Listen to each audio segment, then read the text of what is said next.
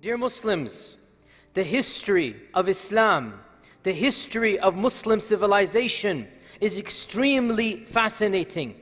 And while it is true that our religion is divine and our history is human, and since it is human, it is fallible, it's not perfect, still, the history of Islam and the history of Muslim civilizations and the accomplishments wherever Muslims have gone, it's something to be truly proud of and to be cherished. And our youth and our next generation need to be exposed to the beauty, the grandioseness, the majesty of our civilization.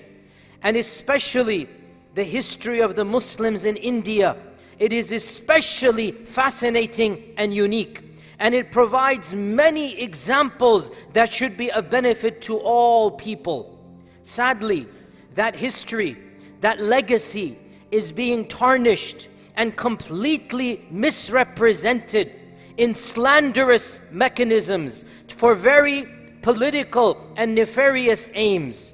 The current regime of that land, the BJP ruling party, that follows a twisted and nationalistic strand of Hinduism. This strand is called Hindutva. This strand is claiming that the land of India should only be defined in ethnic and cultural and religious terms. And they say that this land of India, it is only meant for Hindus. And so those that are outside of this faith tradition, even if they have roots going back thousands of years, all people outside of that ethnic and religious group, whether they're Parsis, whether they're Christians, and especially if they are Muslim, according to Hindutva, they become enemies of the state. They become people that are threats. They become people that are not welcome in that land. And we have seen in the last 10 years, this ideology has undertaken legislation in order to persecute the minorities. They have taken legislation in order to even strip citizenship away or to acquire the waqf properties that belong to the Muslims. And now, unfortunately, we are seeing a very precarious situation. The closest that this country has been at war to its neighbor, the closest it has been at war for the last 5 decades, based upon this misunderstanding, based upon this perversion known as Hindutva.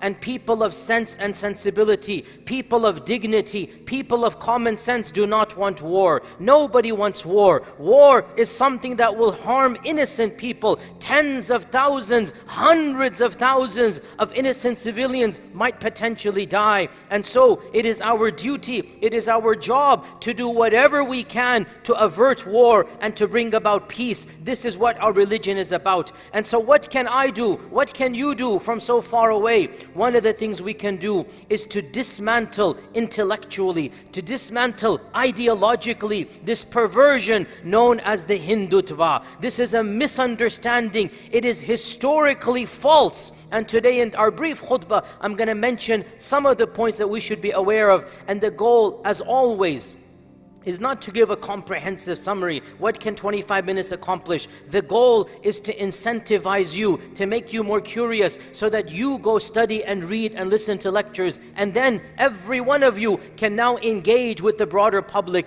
Every one of you can become a vehicle of information so that we can attempt to tame, to curb the rise of animosity and hatred, and especially the rise of anti-Muslim and Islamophobic sentiments. Much can be said. I will divide my khutbah into 2 basic parts. The first of them, some essential facts about the history of Islam and Muslims in India. And the second part of the khutbah will be some essential facts about Hindutva. 2 different topics need to be combined in one. Number 1, essential facts of Islam in India. And number 2, essential facts about the rise of Hindutva. With this knowledge, we can attempt to begin clarification. We can attempt to make the broader public calm down and not engage in war. Some facts about Muslims and Islam in India. We should know that Islam entered the Indian subcontinent just a few decades after the death of the Prophet ﷺ in the land that is now known as India. But realize back then, this region was not considered one cohesive whole. This region actually had over 24 dynasties. And each dynasty viewed itself as being semi-independent. One of these dynasties was situated in the province of Sindh, and it was ruled by a king called Raja Dahar. And this dynasty started attacking Muslim fleets, Muslim ships, and eventually held hostage children and women and abused those women. So when this dynasty supported the pirates that did this, it was at this point in time that the Umayyad Khilafah through Hajjaj ibn Yusuf got involved and demanded the release of the hostages, demanded the release of the women. Women were being abused in this dynasty, and Hajjaj ibn Yusuf said, if you do not release these women, these are our women, Muslim women, these children are our children, if you do not release them, then we will have no choice but to send an army and a navy against you. And this king rebelled and said, no, I'm not going to do anything. And so because of this, Hajjaj ibn Yusuf sent Muhammad ibn Qasim. Muhammad ibn Qasim invaded not all of India. He didn't invade India. Muhammad ibn Qasim landed on the shores of Sindh with the primary goal of freeing the hostages, freeing the children, and establishing freedom for those prisoners that were there. There was no unified India to invade. The notion of invading an entire country or region was not there. He came to free those hostages and slaves, and with the freeing, he then established a small principality in what is modern day Sindh. And a number of cities were founded. Cities such as Al-Mansura and Al-Mahfuza and Multan, and other cities like Debal, even though they existed before, with the Muslims and Arabs coming, they took on added significance. We're talking about 750 CE to around 1050 CE, more than 1,200 years ago. There are a number of travelers that went through India and saw these cities. A number of eyewitness accounts, geographers and people of knowledge like Al-Mas'udi, like Ibn Hawqal, like others who are well-known travelers. And Al-Mas'udi is an eyewitness. He traveled throughout the Muslim world. He traveled to Baghdad, to Damascus, to Egypt, and he traveled to India as well. Ibn Hawqal as well is one of those travelers. He traveled to the city of Mansura. The both of them wrote eyewitness accounts, and the both of them, in spite of the fact that they're global travelers and they've seen so much, the both of them express their awe and admiration about these Muslim cities in the land of Sindh. They express how magnificent these cities are. They're talking about how the fortresses are protecting the inhabitants. Ibn Hawqal mentions that there are gardens that people can walk in. He mentions the city is constructed in squares. People can walk properly and live properly. And they mention that the whole city has a bureaucracy that is taking care of the people around it. I want you to understand, when they're writing these lines, they're writing as people who recognize what the world is, and they're saying what the Muslims are doing in India is truly phenomenal. Additionally, at this time frame, probably 90% of this region is Hindu. The people in charge primarily are of the Muslims. Why are these Hindus not rebelling against the Muslim lords? Why are they not rebelling against these Muslim rulers? This is a question that we have to ask ourselves, and the answer is obvious. The answer is that Muslims that were ruling in this region, they were not exploiting the local people. They were not exploiting them and taking advantage of them. On the contrary, this is a key important fact. When the Muslims came, because they're connected to global civilization, because they're connected to the trade routes around the world, because they're connected to the Ummah, they are bringing knowledge and bureaucracy and efficiency that was not known to the locals of the region. They're bringing irrigation techniques. They're bringing commerce and industry. They're connecting in the international highway these cities that had not been connected on the international highways. Ibn Hawqal explicitly mentions that from the door of Mansura began the road that would take you eventually through Baghdad. They're building roads that are connecting these cities to the global civilizations. What this shows is that when the Muslims came, you cannot consider the Muslims to be colonizers like the British were. That is something that is the Hindutva lie. When the Muslims came, they helped the land flourish, and they took ownership, and they contributed, and they shaped, and they took on an Indian identity as well. When the Muslims came, they did not rule as a ruling class. They did not rule like the British did. This is the fundamental difference. When the Muslim dynasties came, beginning with Muhammad ibn Qasim, and then yes, many other dynasties came as well. You had the Ghaznavids, you had the Delhi Sultanates, a number of dynasties, the Lodhis and whatnot. You had the Mughals. In every instance, without exception, they did not form an elite class, a superior class like the British did. They did not speak in their own languages, not learning the languages of the people. No, wherever the Muslims went, they became a part of the people, and they contributed to the people's lives, and in turn they also took on some of the cultures and the habits of the locals as well. Ibn Hawqal mentions that the sultan of the city, the mayor of the city, would dress in the garb of the Indians. He was amazed at this because he hadn't seen a Muslim dressed like this. Ibn Hawqal mentions that he would be dressed and decorated in a version of a shalwar kameez, if you like, and he hadn't seen somebody like this before. So the rulers of the time were not like the British, disconnected. No, they were a part of the people, and they helped shape civilization. In fact, throughout pre-modernity, before the coming of the colonizers, listen to this statistic.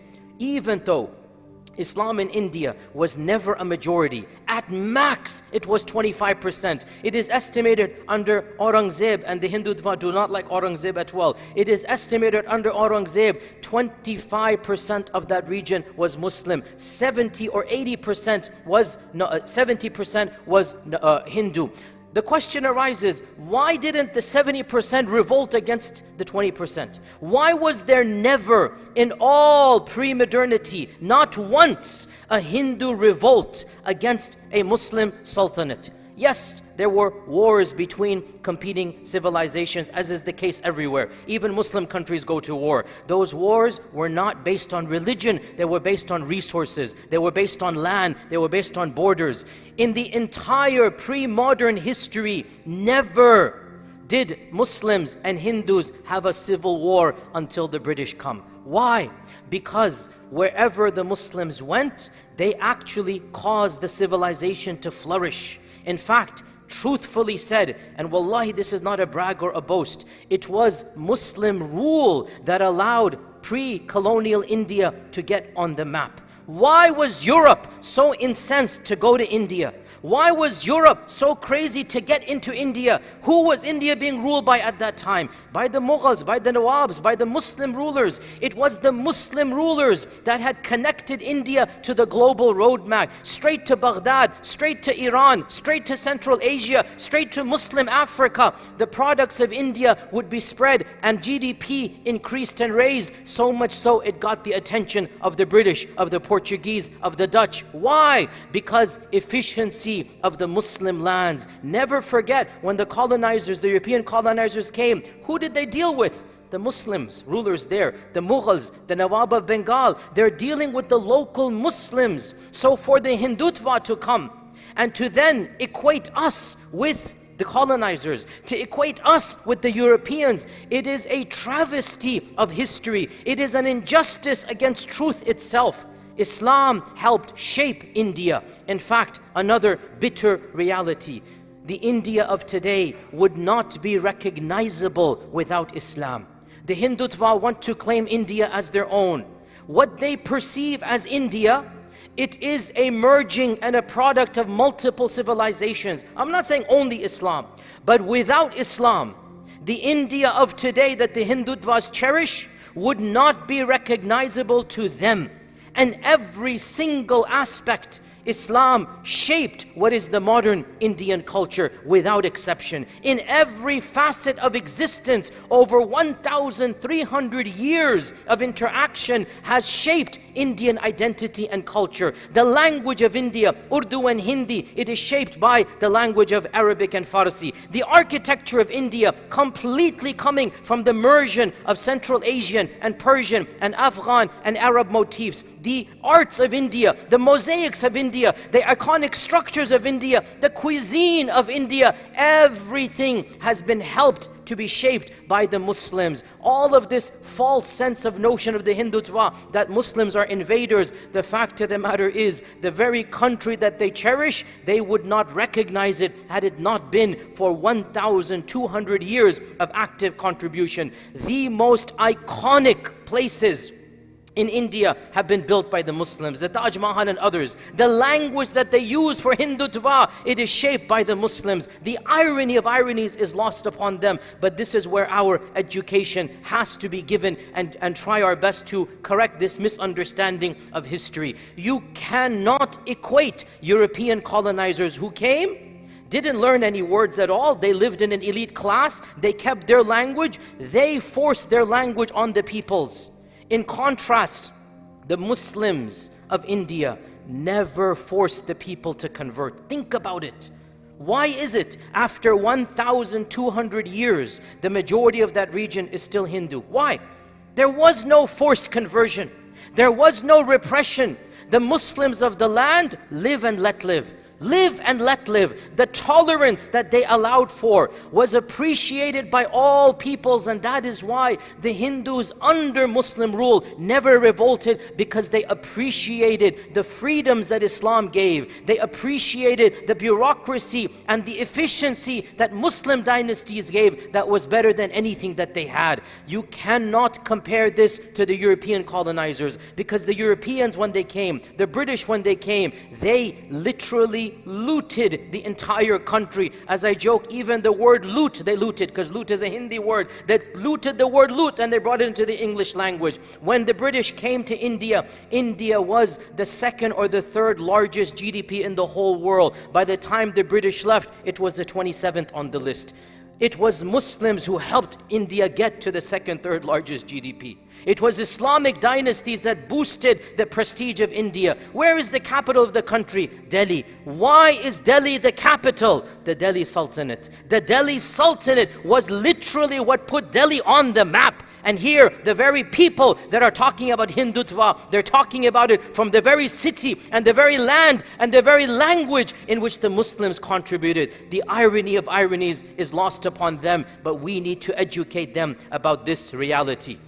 Now, I am not saying that Muslims in India and the Muslim dynasties never did any wrong. Every dynasty, every politician, there's always some negatives. But I will say, and I say this unabashedly, that what Islam gave to India, what the Muslim dynasties gave, no other dynasties gave. And the izzah and the glory that the Muslim dynasties gave is what allowed that region to become what it is. I'm not saying there were never any issues. This is the reality. All politicians, all dynasties have some negatives, but overall, the sum total, you cannot compare, and that is why India reached its heyday, the glory days under Mughal rule, as everybody knows. Now, this leads me to my second part of the khutbah, and that is Hindutva, and what will make you understand what is Hindutva. As we said, Hindutva is a perversion of Hinduism. Hindutva is a merging of three things. Number one, superiority of race, blood. Our blood is better than other people's. They believe we have a pure blood, they have a pure blood. Number two, a perverted sense of religion. Their version of Hinduism is very militant.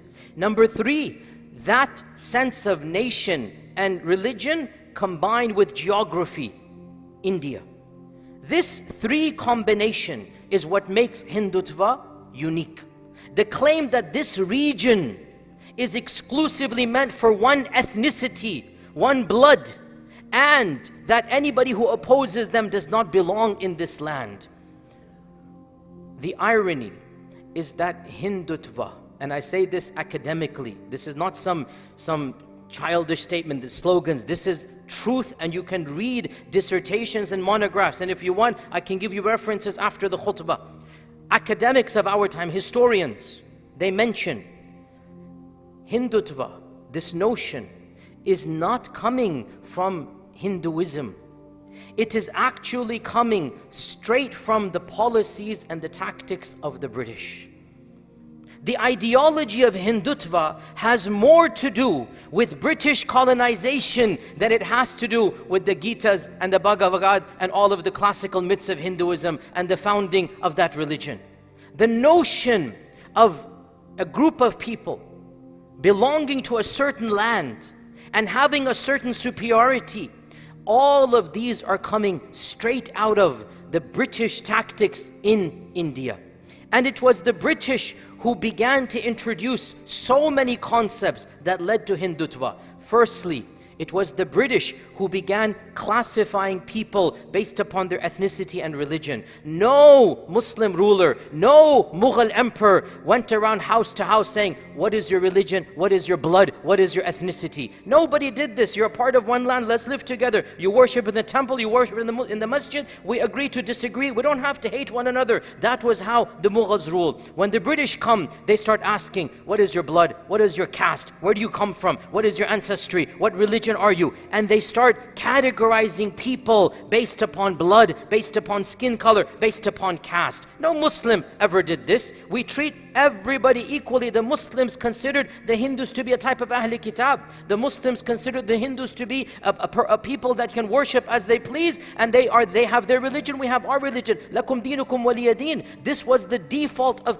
1,200 years. But when the British come, they are interested in categorizing. They're interested in dividing. They're interested in causing hatred between all of these different groups. And so, as a part of that tactic, the British historians started propagating a false historical narrative. This is something well documented. People like Sir William James, people like Sir Thomas and others, they began claiming, Sir William Jones, they began claiming that, oh, you guys were one united people, and then the Arabs, the Mohammedans invaded you.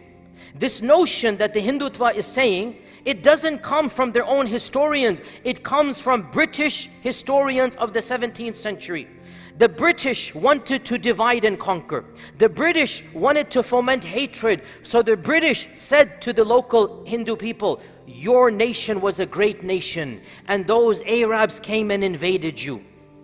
All of this is coming in order for the notion of dividing and conquer. British historians of the time started categorizing ancient India into Vedic and non-Vedic, Aryan and Dravidian, and all of these terminologies and discussions that are now considered outdated. These are very, very simplistic, and they are not true, but the British began propagating them so that, what was the goal? Divide the people, start creating hatred amongst them.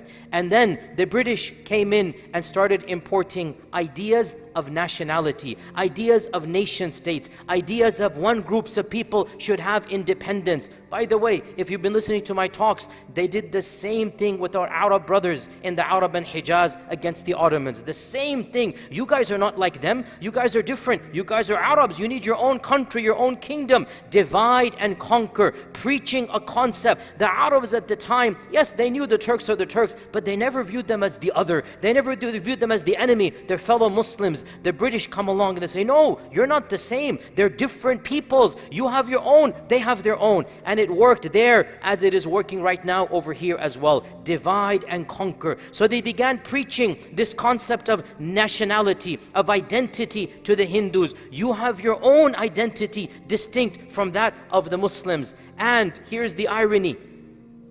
Hindutva says, India belongs to the Hindus. I want you to pay attention to this.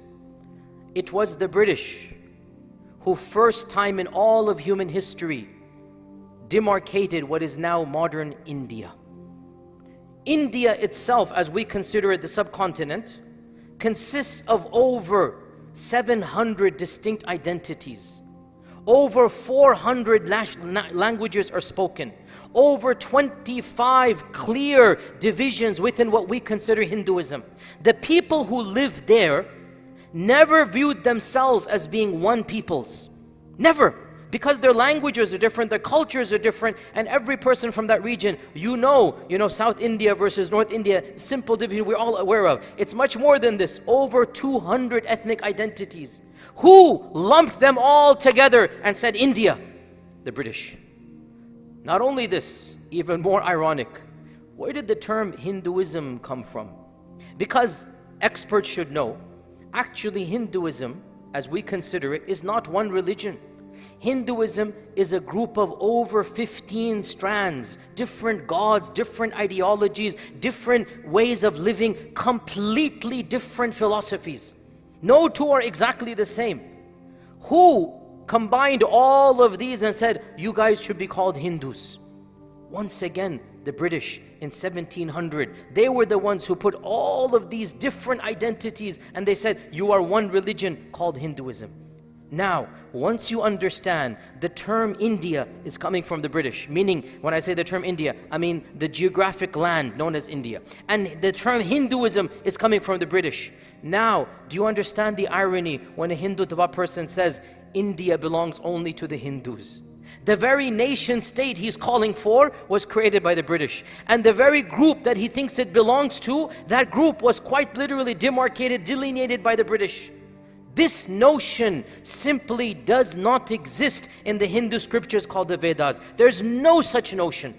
And if you want further proof for this, all you need to do is to examine this ideology in other places in the world. This is the reality of modern fascism. The founders of the BJP, the RSS, and Hitler's Nazi party were in direct communication with each other because the ideology is the same. Perversion of religion, superiority of ethnicity, and the land and nation state come together. That is what Nazism is. And Zionism is yet another example of this reality. Perversion of religion, superiority of ethnicity, and land state. And the far right of this country, here in our own mosque, somebody came to our parking lot and she's running for Congress and she said, America belongs only to Christians. We need to kick the Muslims out. This is what she's saying right from here. Where is this notion coming from? A land, an ideology, an ethnicity. All of this comes from European notions of nation state, of ethnicity, of identity. Not from India, not from Hindus and Muslims, not from the people of the region. So when you understand that this reality has much more to do with the nation state as proposed by Europe, with ideologies coming from colonization, you then realize the entire Hindutva ideology, it is not coming from the ancient teachings of the Vedas. It is coming straight out of what the British did in order to divide and conquer, and even the British could never have predicted the Frankenstein that they themselves created. O Muslims, it is our job to be as accurate as we can. It is our job to try to spread peace as much as we can. Nobody wants to see war. And if we allow this Hindutva to continue, then only Allah Azza wa Jalla knows what will happen. We must try our best to placate, to speak sensibility to those that have dignity and respect. We must try our best to make sure these countries, they are our kith and kin. Our blood is there. We must try our best to make sure we avert war. And the way we do this is via education, via dua, via preaching and teaching, and via educating people about the reality of this perversion known as Hindutva. Allah subhanahu wa ta'ala indeed is the one who knows best, and Allah subhanahu wa ta'ala will protect the Muslims of that region. May Allah subhanahu wa ta'ala bless me and you with through the Quran, and may He make us of those who its verses they understand and applies halal and haram throughout our lifespan. Ask Allah's forgiveness. You as well ask Him, for He is the Ghafoor and the Rahman. One very important fact needs to be mentioned as well. And this is especially pertinent to our brothers and sisters who are not from that region. Some of you might not fully understand, say, oh, this is a regional issue. What if I were to tell you that Hindutva and Zionism have formed alliances that are affecting me and you right here as we speak? This is not something only related to the region. No, this strand of Hinduism is directly and causally linked politically, militarily, ethnically, culturally to Zionism. In fact, India with the BJP is one of the largest consumers of Israeli products. They have political alliances. They have contracts with each other. Both the BJP and the Zionists, they share data about online activists, about Muslims that they don't like. Both the BJP and the Zionism, they share military tactics about interrogation, about tactics about how to deal with Muslims. Both Zionism and the BJP, they spend money in all countries countries, and especially in our country of America. They get involved in our local politics. The BJP and the Zionist lobby are the two most powerful foreign lobbies that are getting involved in our own elections. No person runs at the Congress level, at the state level, at the Senate level, except that both of these entities get involved, and they generally collaborate. They generally collaborate and they fund the same candidate. Understand, and the last few months has demonstrated this, the BJP activists online, the Hindutva social media activists have been at the forefront of fomenting anti-Palestinian hatred. People in India are at the forefront in spreading lies about what is happening in Gaza.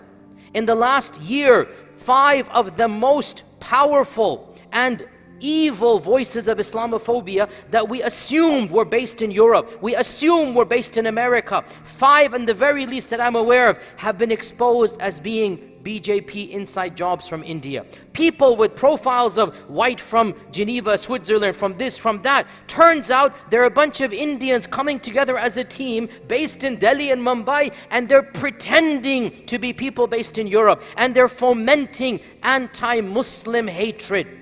Oh Muslims, understand this point. The Hindutva lobby is now the 3rd or the 4th most powerful lobby in America. Of course, number 1 is always AIPAC in Israel. Number 1, the Zionist lobby is the most powerful. Under them, 3rd or 4th, is now the Hindutva lobby. And the two of them have joined together against whom? Palestine, Muslims, Islam. This is not a coincidence, because they understand one of the most important tactics is to cause the average American to be fearful of people like us. If you can make the average American scared of Muslims, Islam, Arab, Palestinian, and you want to equate Islam with terrorism, then the BJP and the Hindutva and the Zionists, they say American foreign policy will favor Israel and the BJP. And we've seen this for the last few years, that is what is happening. Now let me tell you a fact. Everybody pay attention. Our masjid is being targeted, as you all aware, specifically by name. Our janazah facilities have been shut down for the last month and a half because our own governor got involved. We've had deaths in our community, people who pray here. We could not do janazahs for their loved ones because of this hatred. Our project is at risk because of all of this. The main person who is behind all of this is coming out of New Jersey from a Zionist background, has nothing to do with America, has nothing to do with Texas. Somebody in New Jersey, listen to this now, I'm saying this for the first time, who is being funded not just by the Israeli lobby, but by the Hindutva lobby as well. I want you to understand, our masjid is being directly targeted by the Hindutva lobby. Our facilities cannot operate because the Hindutva lobby, along with the Zionist lobby, has bots in India, social media accounts in India, fake people in India that are creating an online controversy, creating a firestorm. It is affecting us right here and now. So do not think that, oh, that's nothing to do with us. Firstly, we're one ummah. What affects them affects us. Secondly, I have literally connected the dots to the point of it affecting you right here and now. We cannot have janazas in our own facility because money is being paid by the BJP, by the Hindutva, in order to fund campaigns against our masjid, against myself, against all of us. 17 masajid in the Dallas area have been targeted. 17! We are number 1, but other 16 as well are there, and the others are going to come. If we do not stand up and fight back, if we do not educate, if we do not show the people these dots, our fellow Texans, you're not the ones riling up. It is people in India that are riling up all of this hatred. It is Zionists in Israel that are doing this. Our fellow Texans are not even doing this. Once we understand this reality, how can we not become active? How can we remain passive and dormant? It is our responsibility affecting our rituals and our masjid. So, O Muslim, the call for action today is very simple. Every one of us, we need to do our part. First and foremost, educate yourself. Secondly, do what you can to educate others. Thirdly, we need to start doing more than just talk. Form think tanks, form institutes that will respond back. And then obviously throughout all of this, have a strong connection with Allah subhanahu wa ta'ala. Make dua to Allah. Be firm upon our iman. This is a battle that is affecting every single one of us. And it transcends just our masjid. It involves superpowers around the world. And we are literally being dragged in. Oh Muslims, Allah is on our side. Let us turn to Allah. Let us educate ourselves. And let us realize, if we do not fight back with knowledge, with wisdom, with love, then the reality is, who is going to win if we do nothing? We have to do what we can, and that's why my call for action to you all is educate, be aware, fight back intellectually, and then obviously most importantly, have a strong connection with Allah subhanahu wa ta'ala. And I will continue to give you updates about this reality.